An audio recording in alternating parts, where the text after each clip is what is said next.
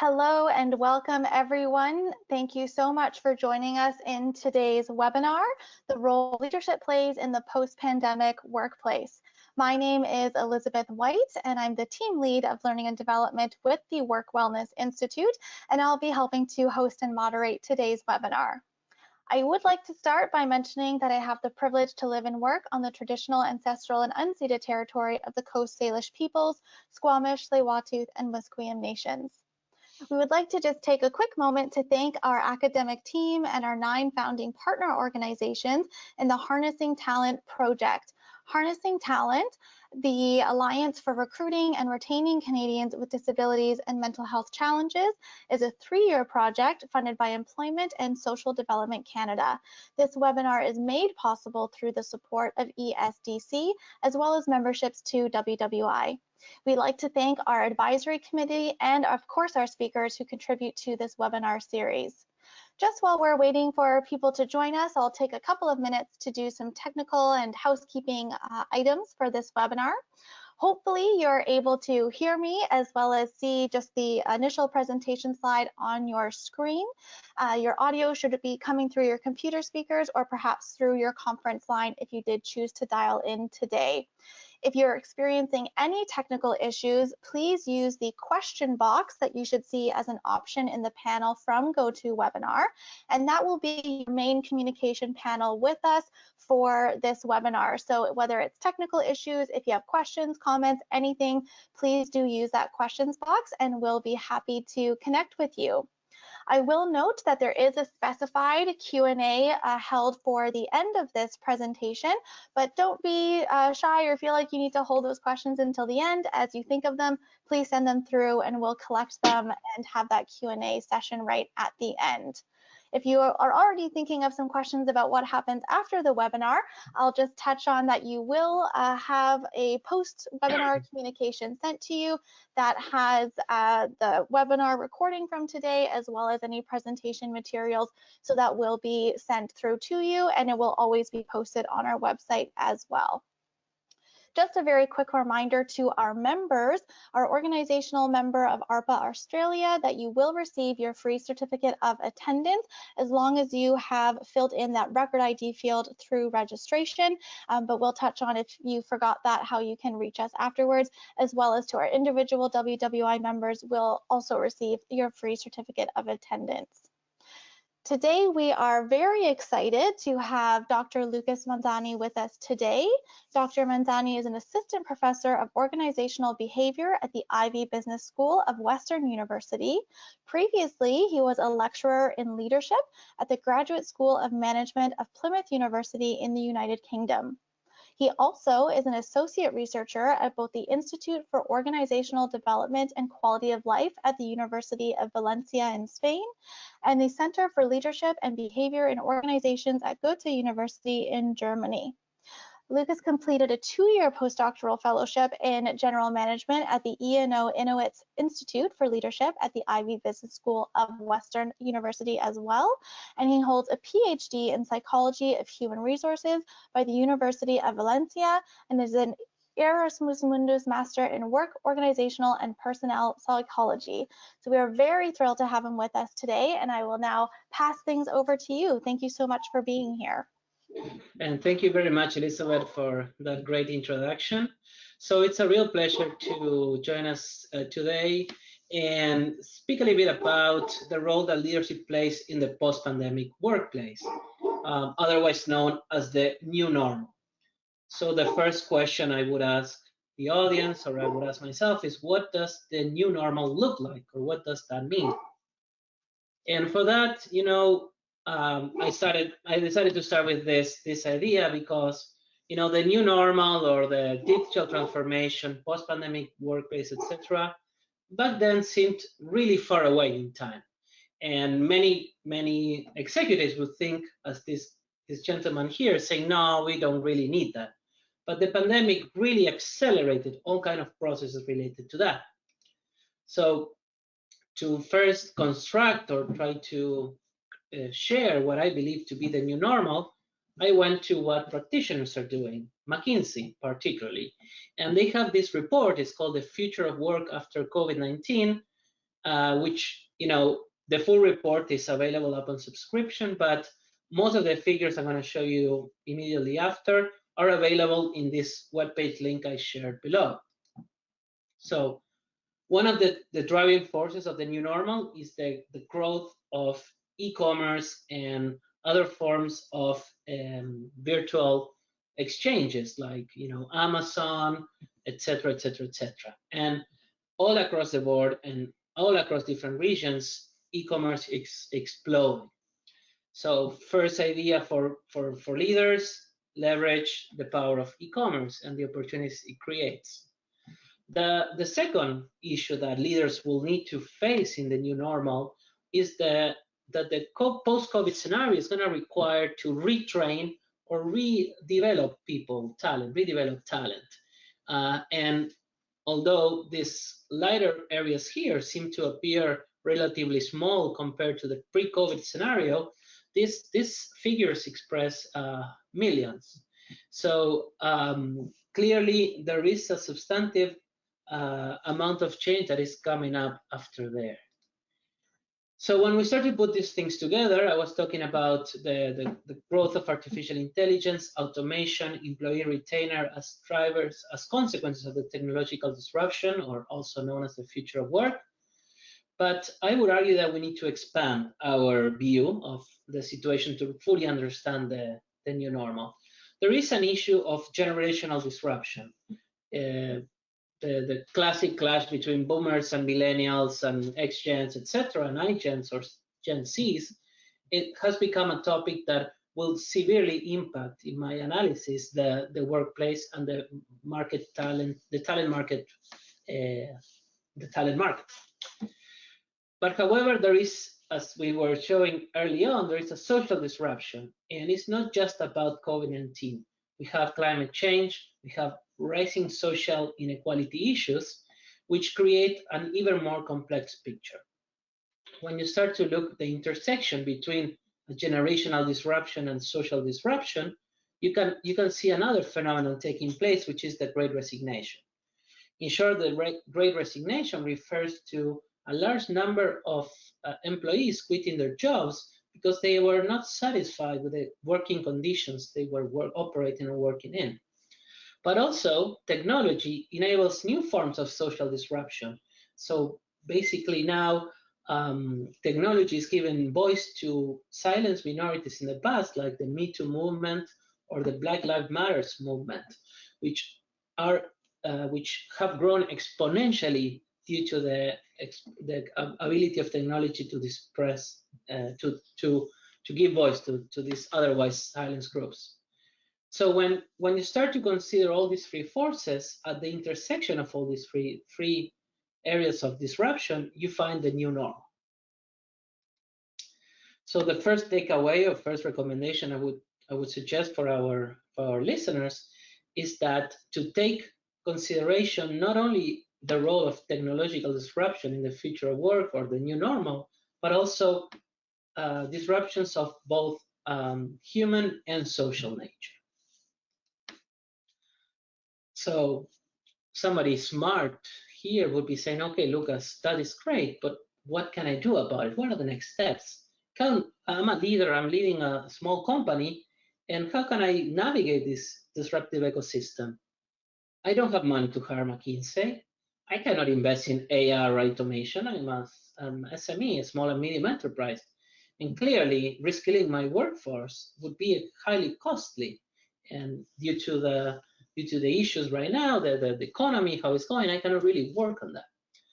And the bad news for you is saying, okay, there is no right answer yet. But hopefully, I'm going to share with you some evidence that may act as a proof of concept.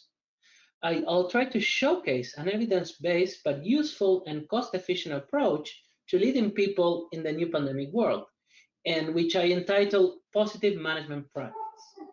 And what is positive? I'll get to that in a second. Further, it's not enough just to come up with a nice idea, but you need to see if it works better than the existing ideas. So therefore, the evidence I'm trying to show you, it's a proof of concept of these positive management practices but benchmarked against traditional business as usual practices. Now, I'm a scholar, I'm an academic, and usually when we do research, we need to ground our research in theory. We just don't want to know what happens, but we need to know why it happens. And quoting now a very famous scholar from the 50s, Carl Lewin, I would argue there is nothing more practical than a good theory. Sorry for the typo. So which are the three theoretical frameworks are going to use to explain or illustrate this proof of concept? Well, the very first theory is called Theory X and Theory Y, developed by Douglas MacGregor in the Sloan Institute. And basically, I'm pretty sure you have heard some idea about this. And he was saying, well, there are two views about why people go to work and what different styles that manager can adopt. On the other hand, I'm going to join Douglas MacGregor theory with one of the most well-established and supported motivation theories. How can we motivate people? And here I'm going to draw from goal-setting theory, which was developed by Ed Locke in the University of Maryland and Gary Latham from the University of Toronto. And basically, this theory is quite complex, but basically what they say is that when you set clear and specific and challenging goals, people are motivated to exert effort and persistent effort towards the attainment of that goal. Ideally, as a manager, you want to link those goals to valuable rewards. Sometimes could be money, sometimes could be a bonus, sometimes could be time. This doesn't to be necessarily always a crematistic incentive. It could be other aspects that are valued by the organization.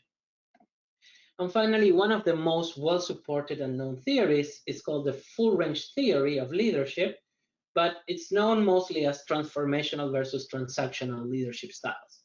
And this theory was originally developed by Bernard Bass and Bruce Avolio, who was a student of him at his time, as well as Fred Lutyens also was contributing to that theory. But then Avolio, Lutyens, and one of Avolio's students, William Garner, developed the authentic leadership theory. And the authentic leadership theory is based on positive psychology and self-determination, belief that individuals self-determine, so it's very much aligned with theory Y, whereas goal-setting theory is neutral in terms of theory X or theory Y. So these are the three building blocks of the evidence I'm going to show you in a minute. I cannot emphasize enough the impact that these scholars have had in the field of organizational behavior and leadership. In their different respective times, they really changed the nature of the conversation. Before Bernard Bass, leadership was very closely related to management, and the only thing that cared about was improving efficiency, bargaining working conditions. Management was seen as a rival of the workers, etc., etc., etc. However, this transformational theory suggested that true leaders, actually what they do is they propose a better state of affairs, and through social influence, they energize their employees to strive towards those distal goals that Latham and Locke identify and propose. So let me take you back to maybe almost 100 years ago in the past, and I'll explain you why I do that in a second. But basically, what I believe right now, we are in a highly disruptive environment, and to understand or have ideas how we can navigate or challenge or manage this environment, we need to go back to the last disruptive environment that humanity and management faced. And in my understanding, that was the Industrial Revolution. Somebody could say, well, no, Lucas, wait a minute. The last real disruption was the creation of computers, internet, etc. And I can agree to some extent to that counterpoint. The creation of the the creation of computer, etc., precipitated the fall of what I'm going to tell you right now, the Fordist approach to understanding humans, understanding work, and understanding management. So according to McGregor's theory X, people are homo economicus. They follow the hedonistic principle. They want to avoid displeasure and maximize individual satisfaction. So far, nothing wrong with that. But that humanistic view view of man has or of persons have an implication of how you treat your employees. If people want to avoid displeasure and maximize satisfaction, well, they'll try to avoid work whenever possible. Like as we hear today, minimum wage, minimum effort. They don't want more responsibility. They just want to, do their job, get paid, and that's it. Again, nothing wrong with that. But then, Taylor and other proponents of this view of work and relations, human relations, industrial relations, argue that the role of the managers is then to push people to extract as much productive capacity they can, and the core motivator for this is money and other symbolic rewards.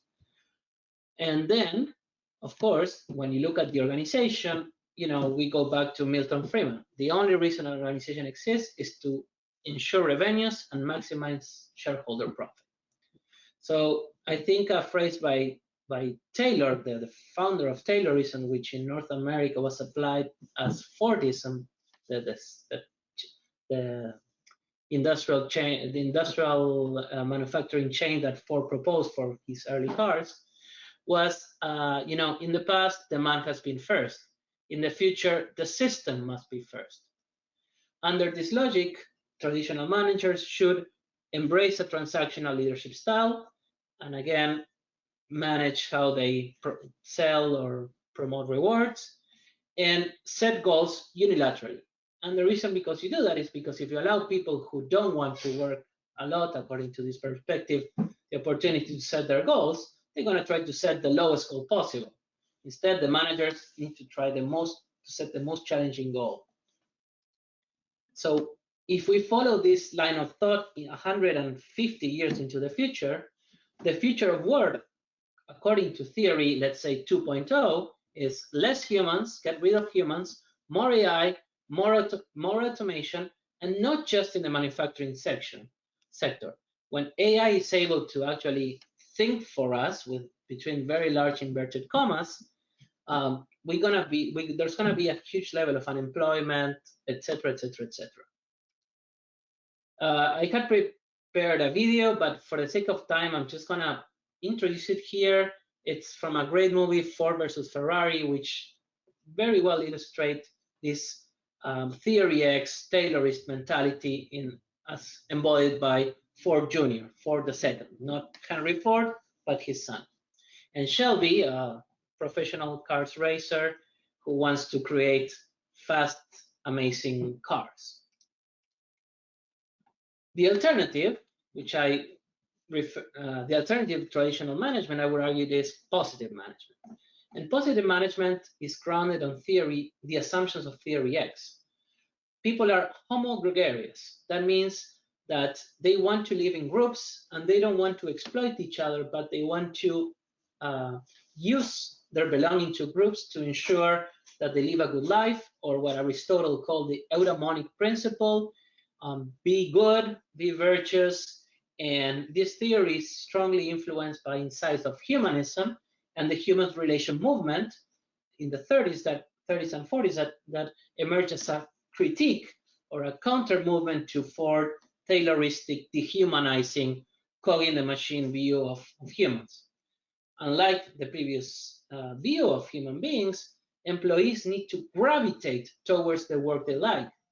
Yes, maybe they're lazy in this work, but it's not because they are lazy in general. They just don't like this work.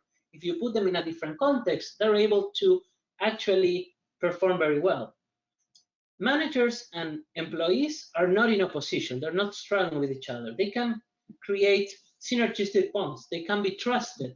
Employees like to be empowered, and they thrive in contexts that allow them to take part in the decision-making process. And the motive here is not just monetary rewards, it's actually a feeling of self-actualization and a pursuit of eudaimonia as the very end of life. Again, these are two very idealized perspectives, and probably truth is between both.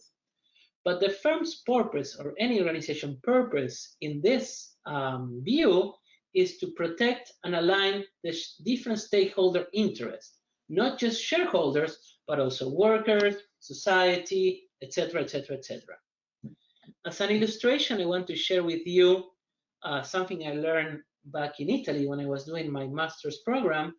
I don't know if you've ever been to the Emilia-Romagna region in Italy, but that was in the 60s and 50s. It was a highly Marxist and socialist hub of thinking. But also, besides that, and there was this course called Sociology of Work that permeated to the master I took part of. But over there, I learned a very interesting story about Adriano Olivetti. Adriano Olivetti was the heir of Olivetti, who had created, the Amazon of the time. In Italy, Olivetti created everything from typewriters to scooters, etc., etc., etc. But his philosophy was, I see the factory as serving the man, not the man serving a factory, which at the time was absolutely revolutionary. Back then, the logic was Taylorism, and there was nothing else. So if we follow Olivetti's logic, or the positive management logic, the role of positive management should be to elevate employees through exemplary role modeling, showing the best way to do so, but also through authentic and transparent relations. And goals, ideally, in this perspective, either should be set participatively between managers and employees, but also empower employees to go above and beyond just thinking about rewards, finding this deeper meaning to work. So in this perspective, if we project this logic into, let's say, 20, 30 years in the future, let's call it Theory 2.0, Theory Y 2.0, well, I envision an organization that is better than Google, an inclusive and engaging culture where employees find purpose and self-actualization by leveraging technology, and also providing revenue and profit to shareholders. I don't see a necessary a contrast between shareholder profit and stakeholder interest, as long as they are both oriented to a distal and positive goal. Again, another clip, the links is right here. You can take a look after the presentation. And again, this very smart attendant of our webinar would say, okay, Lucas, that's all great, but how does this have to do with post-pandemic work? What are we talking about here? And listen, I get it. That's very fair. What I'm trying to tell you is that if you embrace positive management practices, you can sustain or even increase the performance of remote workers, or those remote workers that work from home.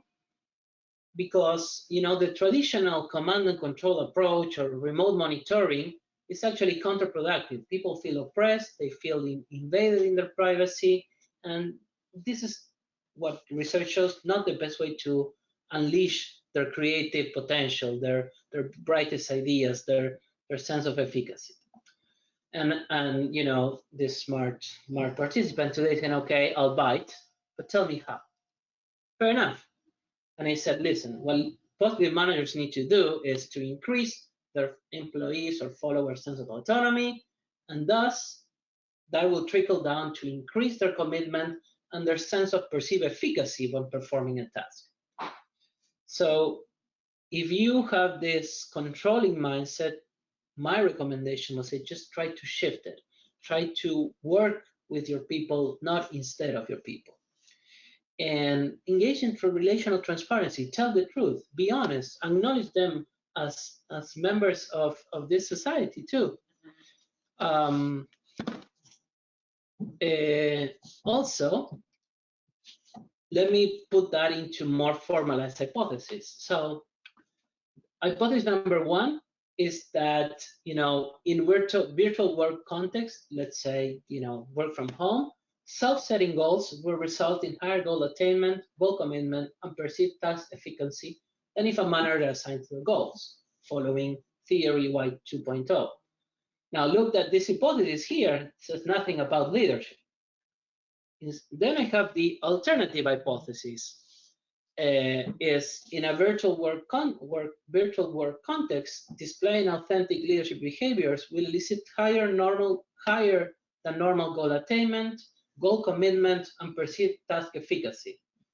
So these are our three metrics of interest to showcase this proof of concept I am proposing in this seminar. So, and this actually is going to be better than traditional transactional behaviors, goals and rewarding. And again, there's nothing about goals in this second prediction. And third, there is something that combines hypothesis 1 and 2, what we call leadership style goal setting fit hypothesis. That means that I'm not saying that traditional managerial styles are bad or not. I'm saying that traditional managerial styles will work better depending on what you match it with.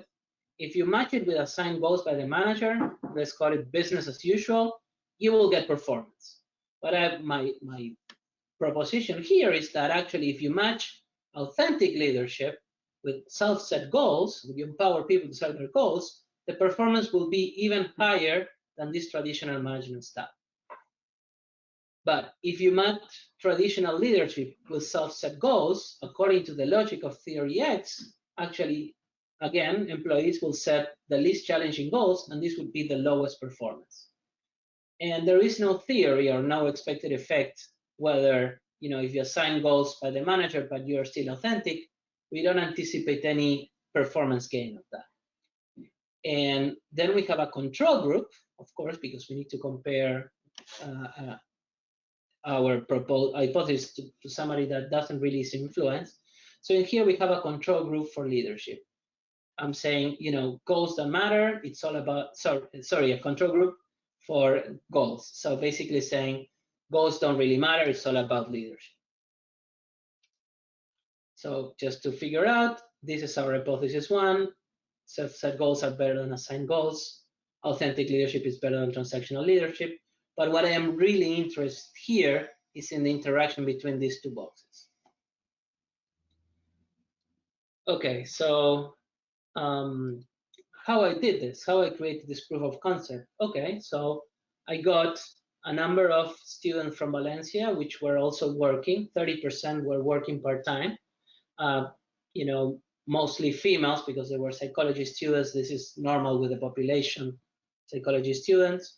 But I want to stress this idea that almost 1/3 of the sample were actual workers, not just students. And also I want to stress that these are millennials and iGens. So these are the populations that comprise today's workforce. So they came into the lab, they heard my spiel, they signed their informed consent and voluntary participation. We took some personality baseline measures, and then we make them work in a situation that would emulate what you work from home. Either you work in a cubicle or you can work in an open office, etc. And after they did 6 activities in 90 minutes time, we asked them to self-report. How do they feel? Did they commit to your goal? Did you feel efficient or not, etc. And we repeated that a second time for 2 reasons. First, we want to test if there's any learning effects. Second, we want to see if these results hold or increase or decrease. So if there's any decay in the influence. And also we want to see if there is any difference between, a one-shot and a series of experiments. So what are the metrics I'm talking about? What is this goal attainment, goal commitment, perceived task efficacy? Well, goal attainment was whether if you reach the goal assigned for each of these 6 trials. Goal commitment, we asked them to rate on a scale 1 to 5, how committed you are to a goal. There are a number of items there. And same thing with perceived efficacy, task efficacy. Did you feel efficient? Did you waste time? Did you manage to to manage your resources for this task effectively, etc., etc., etc.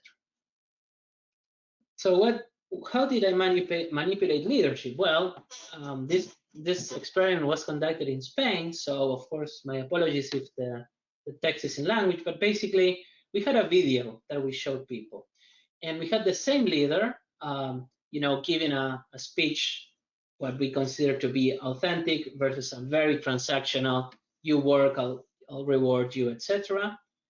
And then we manipulated goals through our computer interface. So when we were assigning the goals, when the manager was assigning the goals, they saw the video, and below the video they saw this: you have 12 minutes, and you need to complete X amount of tasks. In the soft-set goals, I said, okay, I believe that you have to do this task, you will take 12 minutes, and the average performance for this task is X. And tell me, what do you feel you can do, and how much time do you need? Do you need more, less? Can you perform above average, below average, etc.? However, there was a trade-off, because they had to do 6 tasks. So if they give themselves 90 minutes to do the first task, they run out of time to do the other 5. So employees had to self-regulate their resources, not only material, but also temporal. And in the do your best condition, we didn't give any information about the goal. But it was not just that manipulation. After each of the 6 trials I was talking before, they would see the screen where they tell them, okay, this is your time, this is the average time to perform the task, and this is the time you propose. Of course, in the assigned goals, this third bar would not show, and this is the actual performance. And then all this text here would change depending on the experimental condition to simulate, how a leader would send you an email to give you feedback. So also we give feedback on how to do the task better, how to improve or not, and a more specific performance feedback. So here are the results. So before I even start comparing bar charts, I want to draw your attention to the statistical analysis I conducted. This is called a repeated measures multivariate analysis of covariance, known to everybody as Aram-Mankova. And the statistic I'm concerned with is the Wilks lambda, which actually what it does, it tests all these variables, all time 1, time 2, trial 1, trial 6, etc., and puts everything in a shaker, and it tells me, it creates a linear model, and it tells me, okay, based on, after controlling for a number of effects, correlation between dependent variables, conditions, blah, blah, blah, these are the values. These are the values you can trust. And if those are statistically significant, which actually they are, they explain a certain amount of variance. To, the smart attendee who's following with me say, okay, Lucas, there are 2 problems with that. And I said, yes, you're right. First, how do I know it's authentic and not charismatic leadership or transformational you were talking about? Fair enough. I measured attributions of charisma, and I added into this linear model. Second, you can say, okay, well, maybe you think that those tasks are difficult, but they're not really difficult to me. I'm a quite smart person, so this was not really that difficult to me, so it was fair enough too. I asked another item where I asked from 1 to 5, tell me how difficult you think this task was for all the 6 trials. And finally, you could say, well, of course, one performs better than the other because they've just cheated. So we did a check for dishonest participant behaviors, mainly, identifying whether, you're asked to enter ideas, and we didn't have AI or semantic analysis at the time, so we just had to go through the 12,000 ideas of all the sample and read them one by one. It was a nightmare of a task, but we did it, and these results are robust regarding dishonest participant behavior. So while I was doing all this spiel, probably the smart people in the audience started to comparing these bar charts. Let me help you out.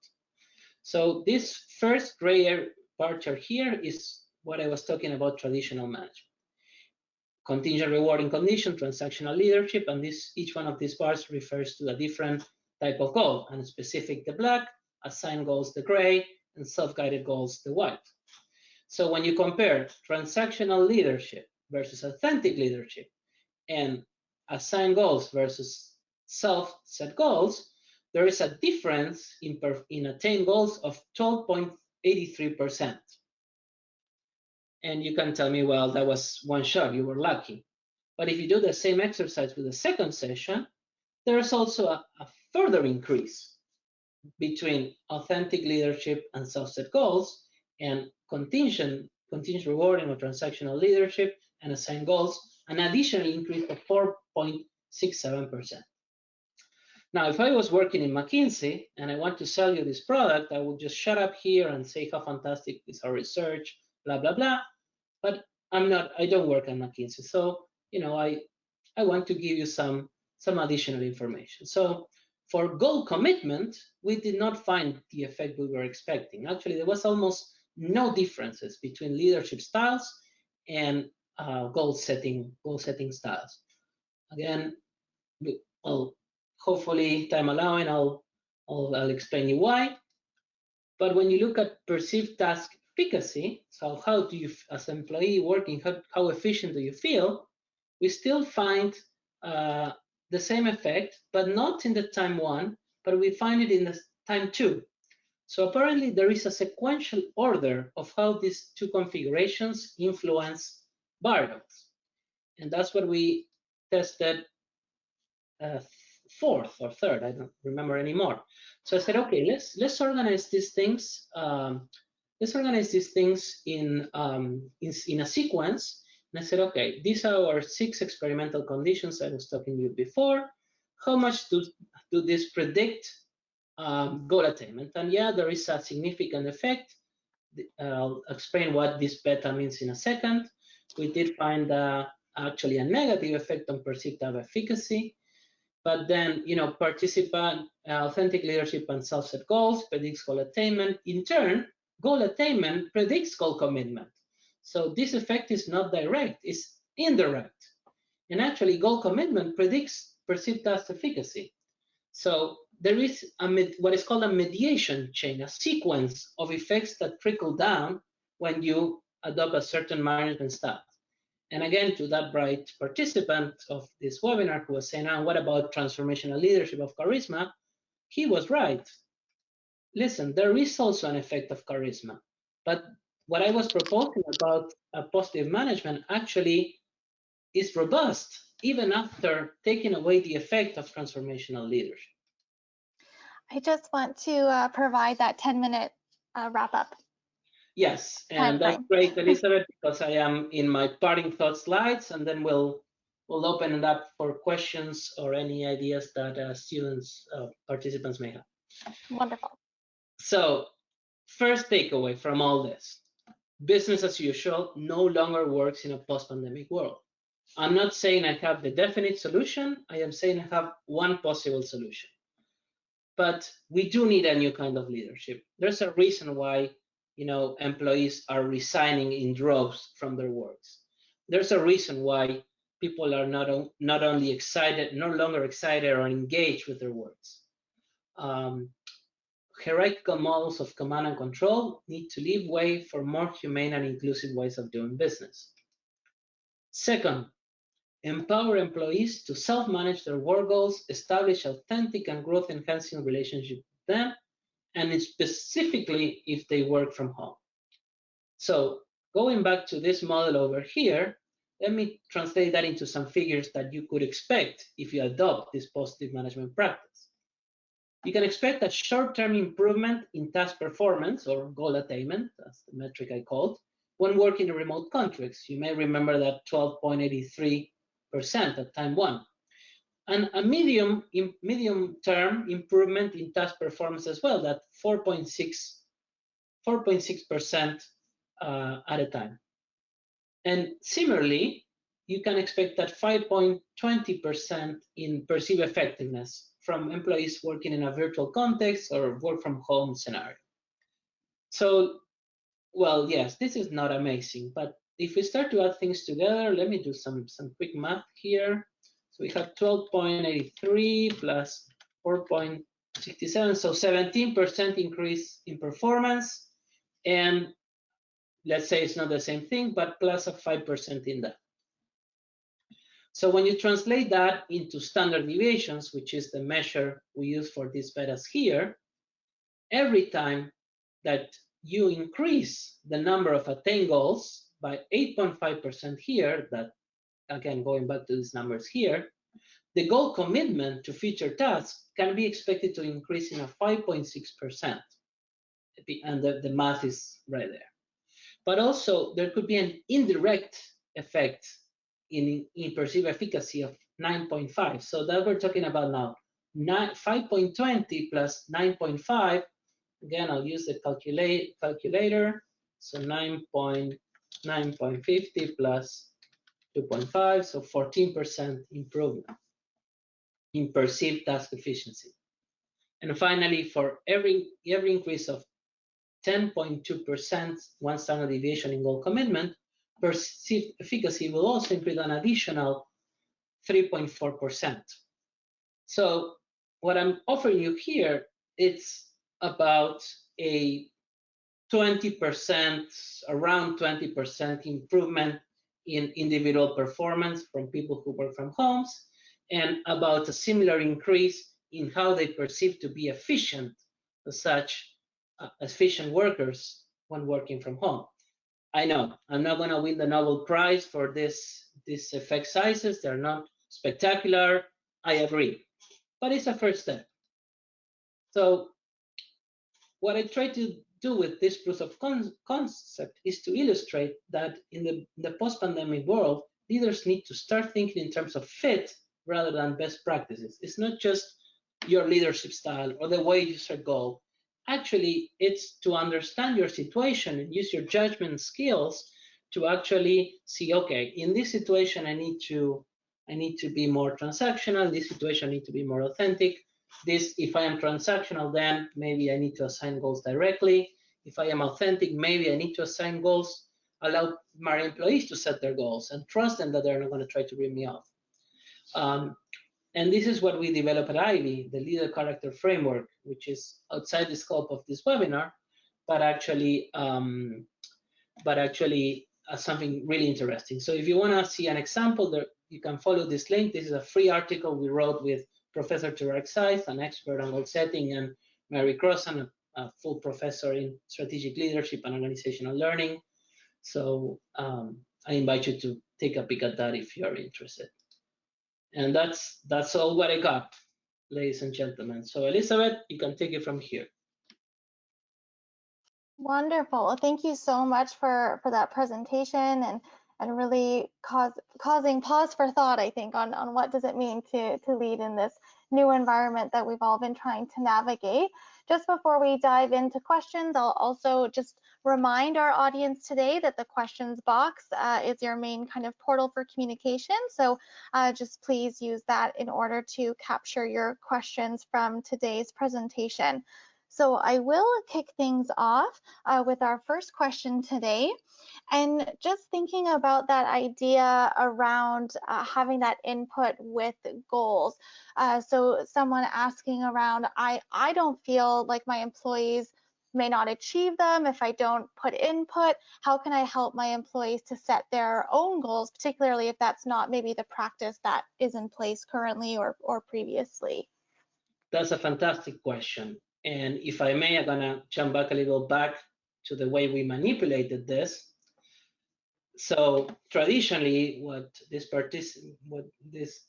participant may be doing is they assign the goals themselves. I am the manager.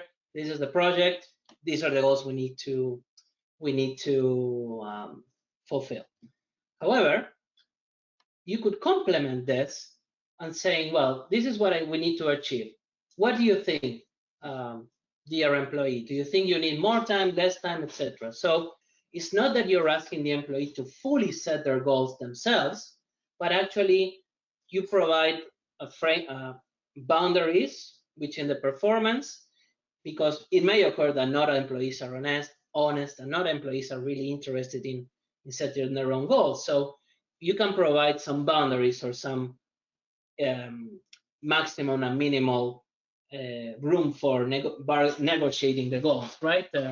And you do that first a couple of times, and then employees will start to incorporate that process, and then you won't be necessary to lead the way for them. They will start understanding what you expect from them without you having to even tell them, and they will start to regulate their own behavior. And people want to feel efficient in their work, so the more that they achieve their goals, the more efficient that they are.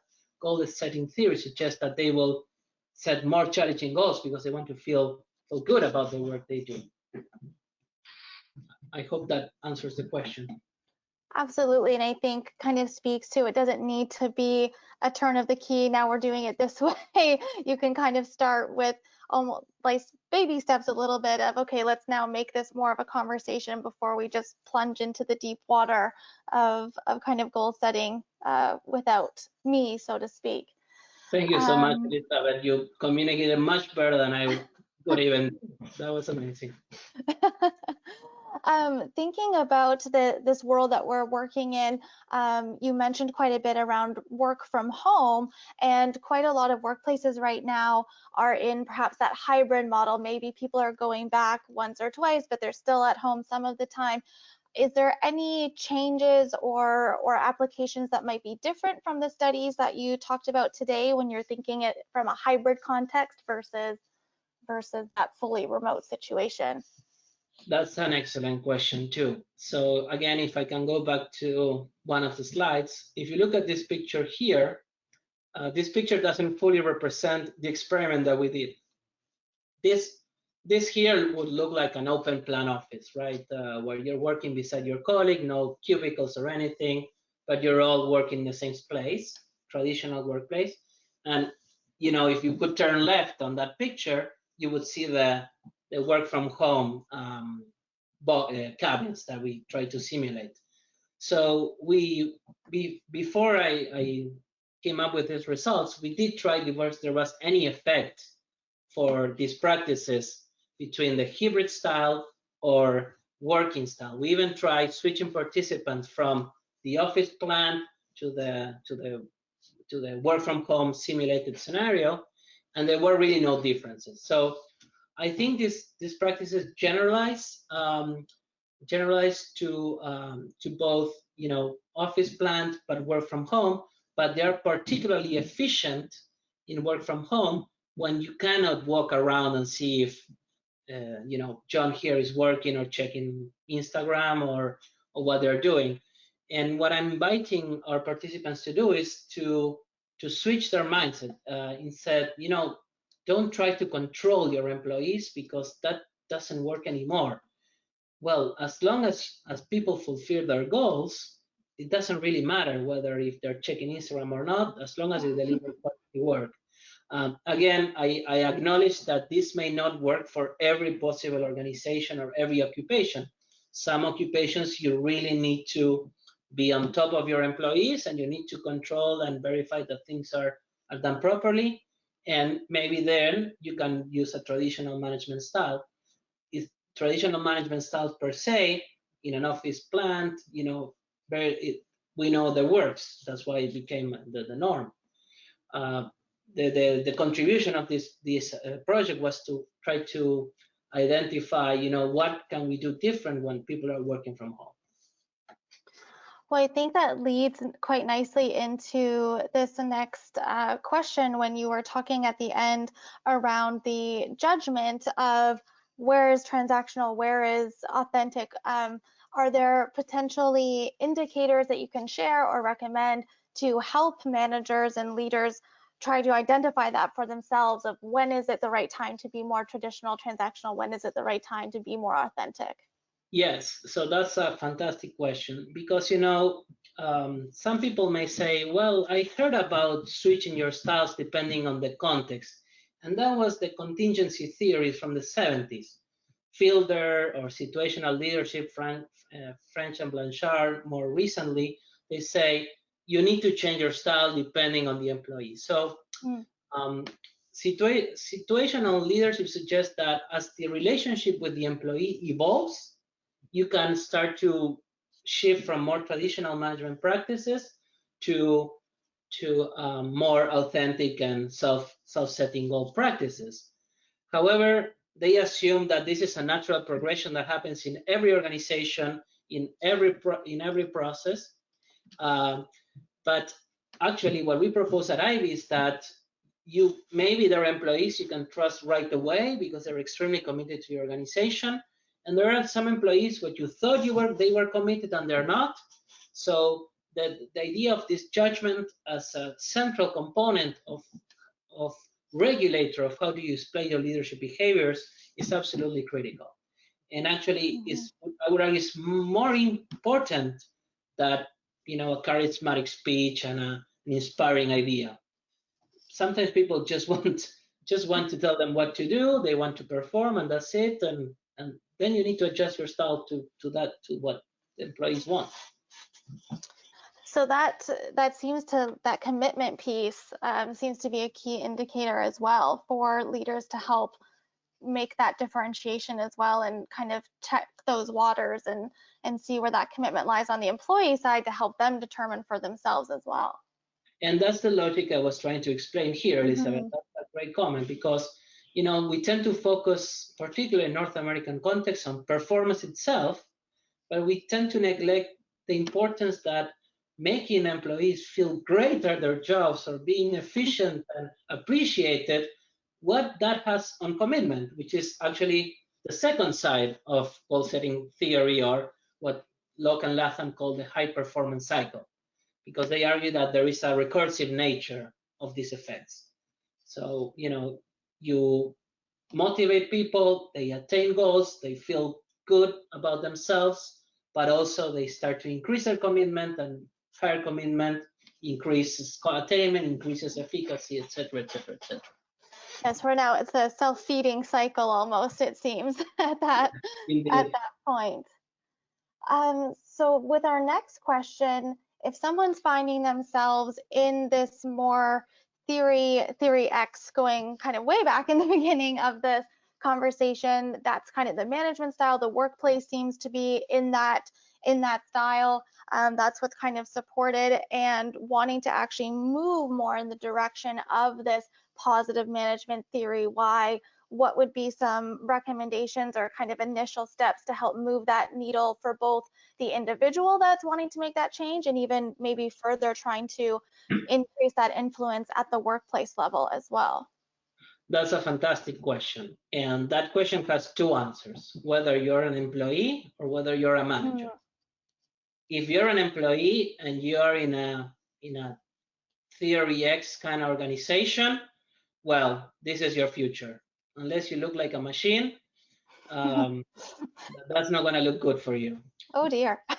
Yes, exactly, right? So, and this is not new. We had the same fears and tensions when, PCs started to get into work, when the internet started to get into work. But we are getting into one of those moments when radical change accelerates.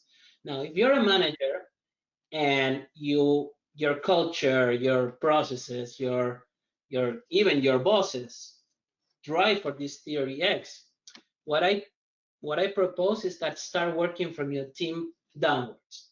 So the culture may be a theory X kind of organization, but if you are in charge of a project team, a small team of collaborators, even if you have one or two persons under your care, your guidance, well, show them the way. Start leading by example. So again, I would invite our participants to see how Shelby, he really runs a very small shop with, I don't know, 5 mechanics and 1 racer, and he has to face Mr. Ford Jr., who runs a, Ford Motors company, right? He even brags of how all the bombers that won the Second World War were created in Detroit, blah, blah, blah, and a very bureaucratic and large organization. And particularly in this clip, which I invite you guys to check, he shows that it's not just about bureaucracy, papers, committees, etc. Sometimes working on your team can let your supervisors, your managers, the people you report to realize there is a better way of doing business. And of course, you have to provide the results to back that up. And hopefully, if you embrace these practices, your teams and your employees are going to start to deliver this. So once you get the results, you can go back to your supervisor and say, well, we started doing these things with my project team, with my division, with my branch, whatever. And look, here are the results. Maybe there's some truth to this stuff, right? And once I publish the paper, I'll be happy to send you the paper, and you can quote me, and use my evidence. Why not? Absolutely. Well, they have the presentation itself to start that conversation. Exactly. It's a great start. Yeah, and I think that's a great point to really think about. It doesn't have to start way above you. Like, you can be the start to that change. And I think that can feel very empowering in and of itself. And I also liked that conversation of the employee side, because there could very well be employees sitting here or potentially watching this later, and just to think about, and if you want to speak on that a little bit, of how can they help to make that shift too, if they're feeling like, why am I in this kind of an X situation, and I think a Y would work better for me. Well, in a number of organizations, there is this shock that you not only manage up, but you only manage down, but you can also manage up. Right. So actually, there is this book called Managing the Manager. And, we tend to think that because managers have power and authority, mostly authority, that employees are just cogs in the machine. They're powerless, disenfranchised, that their voice don't matter. But actually, even the most traditional manager is concerned about performance, is concerned about delivering results. So imagine if you're the employee who goes to that manager and says, dear boss, I went to this webinar and I think I found a better way of doing things. Would you mind if I tried it out? And my hunch is that if you are working under a smart manager, they may even give it a shot, right? And of course, then you have to deliver. Right. There's a part two. There is a part two. You have to deliver. Of course, it's not just about nice words, right? You need to deliver performance too, right? But yeah, I think that's the way you can. Good managers listen. Good managers learn. As good leaders learn, as Gerard Say's book says. And beware of the organization that doesn't want to learn, or the manager that doesn't want to hear the input of their employees. That means that you're going back. Where was it? You're going back to this, right? And the interesting thing about the future of AI and automation is that you don't need too many managers either, right? So, I would rather have an organization that is closer to this. Yes, I don't think any of us are looking to be machines, so we'll try to move the needle. But I think it's a great discussion on how that needle can be moved, what part we can each individually play to have that larger effect. And so that's so wonderful, and I want to thank you for this conversation today, as we're just have 1 minute left, so I'm going to take it for just some closing housekeeping. So thank you so much for that wonderful presentation and the great conversation to follow. Just as a reminder for all of my participants, all of the participants today, this has been recorded and will be posted on our website, along with the materials that you see here and anything further. But it will also be emailed to you as well once everything is ready to go. So watch out for that on our website or through email. Once again, a reminder for our organizational members, ARPA Australia, you will receive your free certificate of attendance. If there's any issues with that process, please feel free to reach out to membership services at workwellnessinstitute.org. And that also goes for our WWI members. Again, you should receive your free automated certificates as well. For those that are wondering what our memberships are all about, please visit our WWI website at workwellnessinstitute.org and look to the Join Us section to see all of the benefits of signing up for membership. And again, that membership services at workwellnessinstitute.org is your email there for all of your membership inquiries and certificate inquiries for today's session. I will also draw your attention that an evaluation survey will be popping up once we close today, and we just greatly appreciate you taking that moment of your time to fill that in to allow us to continue our educational programming and ensuring its relevancy to our audience. All of our webinars are created for public access and supported through memberships and funding sponsors. And I'll just direct that we continuously have a webinar program ongoing. So please look to our Learn and Connect section of the website to keep up to date with all of the upcoming topics, dates, times, speakers, all of that great information. And our next one is on March 9th, covering the topic of menopause in the workplace. I would like to just take this opportunity once again to thank you for your time and continuing to check in with the Work Wellness Institute. And thank you so much, Lucas, for being with us today and sharing your time and expertise. It was an absolute pleasure, Elizabeth. Thank you very much for having me. Thank you so much and have a great rest of your day, everyone. Thank you again for joining.